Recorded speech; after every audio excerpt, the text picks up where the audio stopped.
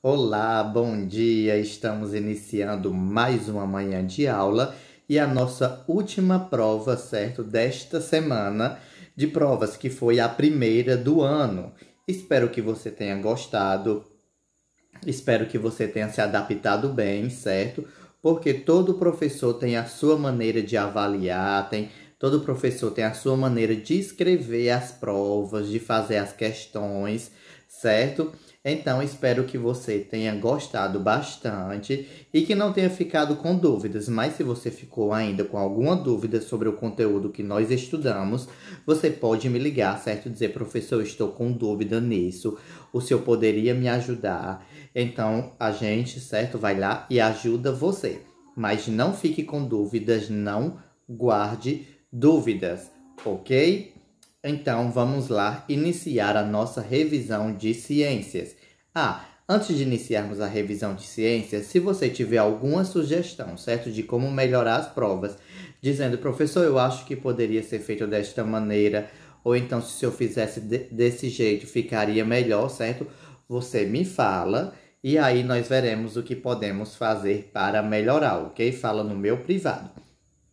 Então, agora sim, vamos iniciar a nossa revisão de ciências. Então, vamos lá, pegue o seu livro e abra-o na página 403, certo? Vamos lá, pegue o livro e abra ele na página 403. Mas se você ainda não conseguiu abrir o seu livro, você pausa o vídeo, certo? E abre com bastante calma na página 403, ok? Então, vamos lá. A Terra no espaço. Ao observar a Terra do espaço, os astronautas têm a impressão de que ela é uma pequena bola flutuante, mas o nosso planeta é imenso. Então, quando os astronautas estão no espaço, certo? Estão na estação internacional, que é uma estação que fica, certo? Ao redor, que fica no espaço e fica girando em torno da Terra, ok? Então, elas veem a Terra menor, certo? Não vê do tamanho que ela é, certo? Pensa que ela é uma bola menor, mas quanto mais se aproxima, quando eles vão voltar, tem dimensão do tamanho. Por exemplo, quando você está longe e começa a ver um carro e você não vai ver ele bem pequenininho, e quanto mais se aproxima, maior ele fica, do mesmo jeito são os astronautas no espaço, ok? Mas o nosso planeta é imenso, como você sabe. Vamos lá continuar. Lá do alto, os astronautas veem a presença da água dos oceanos, dos continentes e até mesmo as luzes das cidades, que se você prestar atenção na foto ao lado, pode observar na área embaixo à esquerda, certo? Então, li bem rápido, não fiz a pontuação, desculpa, mas ainda é importante fazer a pontuação, certo? Mas vamos lá ler novamente. Professor, poderia simplesmente cortar? Poderia, mas aí às vezes você pode ver uma diferença de uma leitura feita com pontuação, certo? E sem pontuação. Vamos lá. Lá do alto, os astronautas veem a presença da água dos oceanos, dos continentes e até mesmo as luzes da cidade, que, se você prestar atenção na foto ao lado, pode observar na área embaixo à esquerda. Então, lá do alto, os astronautas conseguem ver até as luzes, certo, das cidades. Aqui, como nós podemos observar, certo, eu acredito que seja o Brasil, certo? Mas não tem a informação no texto, ok? Mas parece muito com o formato continental do Brasil, certo? E a região em questão mostrada aqui é a região sudeste e sul, a região de São Paulo, certo? Então, os astronautas conseguem ter esta visão noturna vendo as luzes da cidade. Vamos continuar. Supõe-se que o planeta Terra, assim como os outros astros, também sofreu diferentes transformações antes de apresentar ambientes variados. Então, quando a Terra surgiu, certo, muitos anos atrás, há muitos e muitos mesmo anos atrás, certo, ela não estava desta maneira como nós conhecemos. Então, ela passou por diversas transformações, foi surgindo a água, foram surgindo as massas de terra que conhecemos como continentes, as ilhas, certo? E passou por diversas transformações e como até hoje passa, seja por ação natural ou ação do homem. Mas isso é algo que vamos aprender nas próximas lições. Vamos lá. Acredita-se que no início da sua formação, a Terra era uma enorme massa pastosa, incandescente, mas ao longo de milhões de anos foi se resfriando e acumulando grandes quantidades de água em sua superfície e em seu interior. A presença da luz e do calor provenientes do Sol, da água líquida associada a outros fatores, garante a vida em nosso planeta. Então, como eu falei para vocês, não é que a Terra começou de uma maneira e hoje ela já está de outra maneira. Mas acredita-se, certo, que no começo de tudo a Terra era uma enorme bola pastosa, ou seja, seria como, vamos dizer, uma areia, aquela areia quando você pisa bem molhada e que seu pé vai afundando, só que no caso bem quente, certo? E incandescente, ou seja, tocaria fogo em tudo que tocar.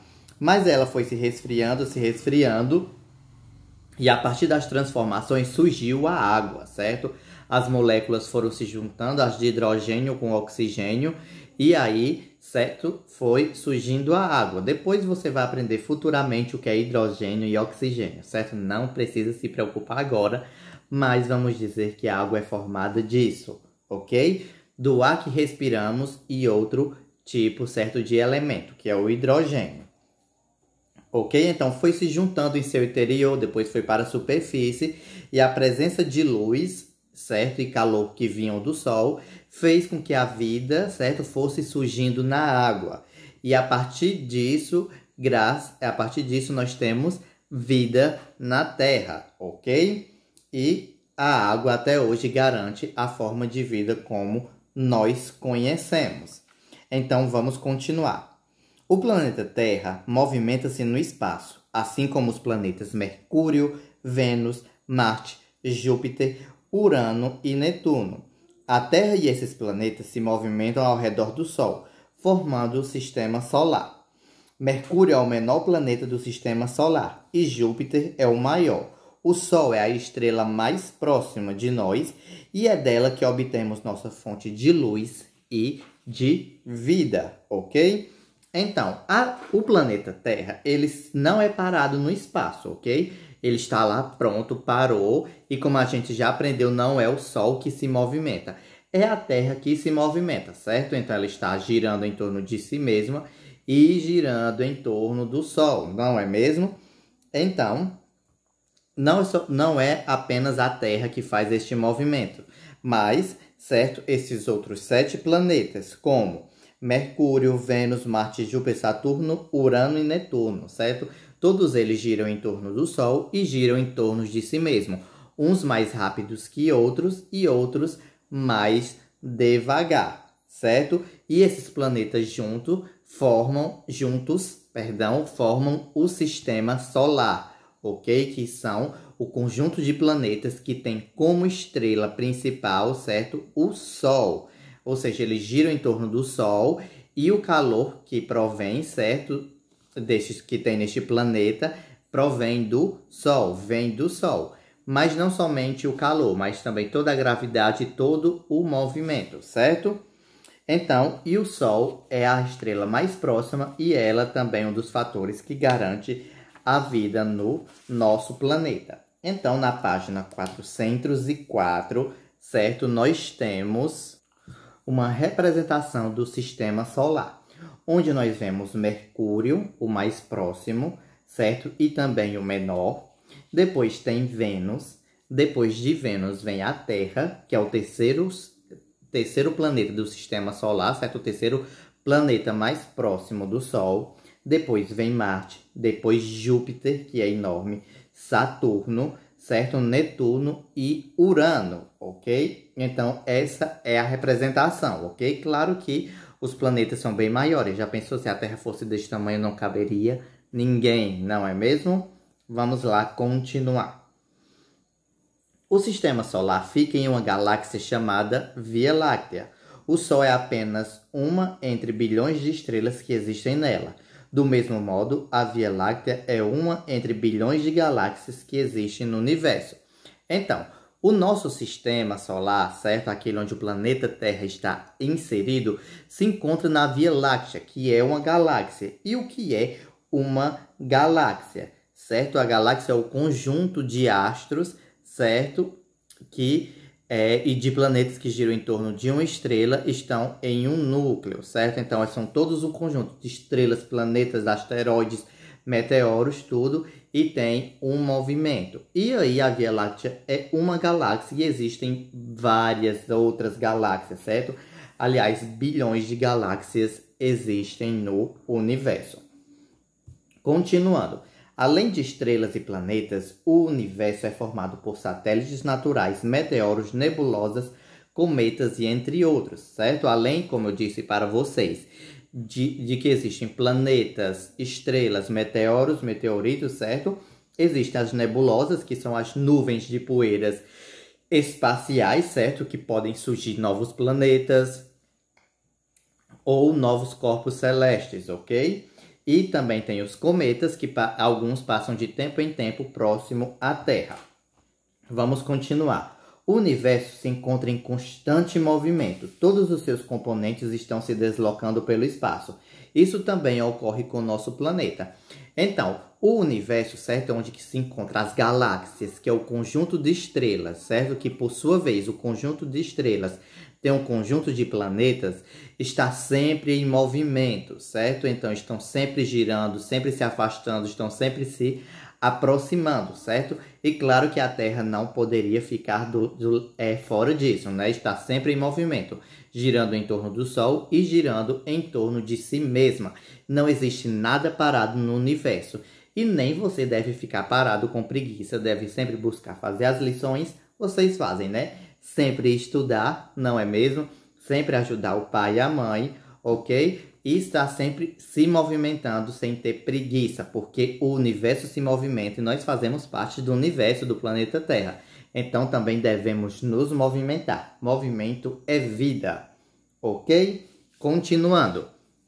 Há milhares de anos, os seres humanos estudam o universo, descobrindo inúmeros aspectos que permitiram a evolução da ciência, astronomia.